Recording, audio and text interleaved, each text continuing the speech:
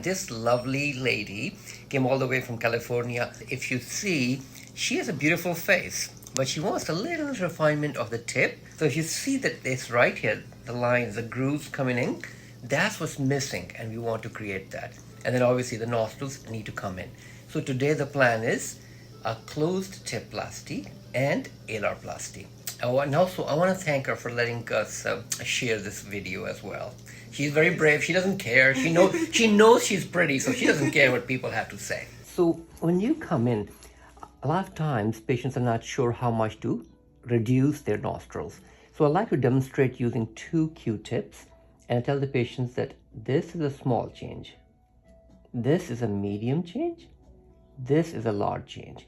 So as you can tell, in this case, large is too much because my patient's face is beautiful, full, nice, and a narrow nose would not look good. And if he did small, it's not worth it. You know, she came all the way from California. This is not what she wants, this tiny bit over here.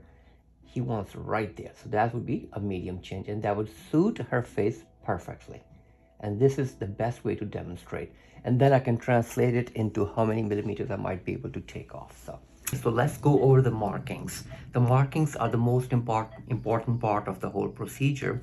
And to do exact markings, especially for alarplasty, you have to use gastroviejo caliper because that gives you exact measurements down to 0.5 millimeter.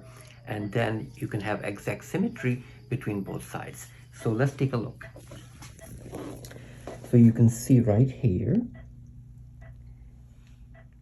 So we usually mark and we measure the distance at the sill. Then we measure from right here, the inferior portion, the mid-alar line, if you think of it right here, to the highest point. From here, in the groove, alar groove to the highest point. Then go lateral and find the maximum width of the excision. And the last marking is the distance between mid-columella to the medial incision.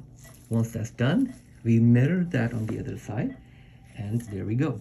For tip plasty, closed tip plasty, they are the markings right here.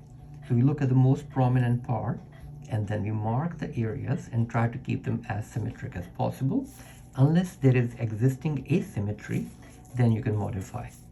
And that gives us a very good estimation of what to remove when we go inside. So we are all done. As you can see, there's a lot of swelling from injections, but if you look at the photographs, and you can see the amount of cartilage removed, and it was exactly what had been marked earlier.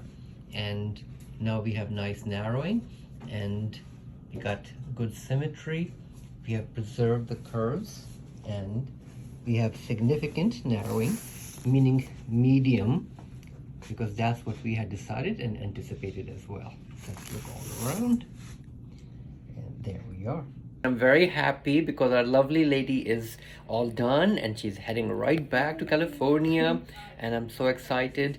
And we will be following up by FaceTime and everything, so we are in good shape.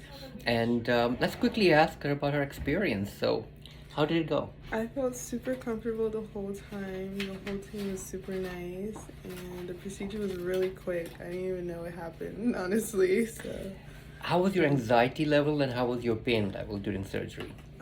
My anxiety, I was very calm. I had like no anxiety, and then I felt no pain at all. I was super numb. I didn't even know what he was doing the whole time, but okay. I just felt him like doing something. A lot of patients are worried about needles, so how was experience with me injecting you and numbing up the area? Patients are so afraid, oh, you're gonna hurt me with the needles.